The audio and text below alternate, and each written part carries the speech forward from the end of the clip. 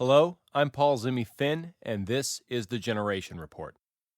Quote, all across were men and women for whom the tension had become unbearable. They could no longer live, wandering between two worlds, one dead, the other powerless to be born. Unquote. Herbert Agar was an American journalist and historian. The recipient of the 1934 Pulitzer Prize in History for his book about the presidency, The People's Choice, his body of work is credited as inspiring the idea that would spur John F. Kennedy to write Profiles in Courage.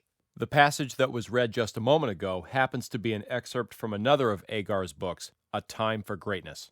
Published in 1942, less than a year into U.S. involvement in World War II, A Time for Greatness reads as a call for all Americans to summon their best qualities in order to not only confront and defeat the Axis powers, but also to revive the nation's commitment to its best ideals, a commitment Agar saw as having eroded in the years prior to Pearl Harbor. Years earlier, even before Teddy Roosevelt became America's 26th president, he had already summoned greatness in himself. In addition to serving as New York City Police Commissioner, Assistant Secretary of the Navy, Army Colonel in the Spanish-American War, Governor of New York, and Vice President of the United States, Roosevelt by age 42 was the author of more than a dozen books and had even spent time as a cattle rancher in what is today North Dakota. He achieved all this despite having to overcome the sudden loss of his first wife at age 25 and in the face of experiencing painful bouts of asthma since childhood. In 1899, soon after becoming a national figure, Roosevelt gave an address entitled The Strenuous Life, in which he underscored strenuous activity, physical vigor, individual persistence, and moral courage as crucial to the kind of citizenship that would keep America strong. The speech's reception was such that Roosevelt was moved to publish an entire compilation of his speeches by that same title in 1900. The quotes that follow are excerpted from Agar's A Time for Greatness and from Roosevelt's The Strenuous Life, alternated in such a manner as to reflect their authors' shared messages about perseverance, solidarity, and common identification. A Time for Greatness. Whatever is a prerequisite to civilization is possible for human nature. The trouble is not man's will, which is free, but man's mind, which is often enslaved by ignorance. If we can teach ourselves what we must do in order to rescue civilization, we can do it. The Strenuous Life. Republics have fallen in the past primarily because the parties that controlled them divided along the lines of class, so that inevitably the triumph of one or the other implied the supremacy of a part over the whole. The only way to provide against the evils of a horizontal cleavage in politics is to encourage the growth of fellow feeling, of a feeling based on the relations of man to man and not of class to class. The Strenuous Life. Fellow feeling is the most important factor in producing a healthy political and social life.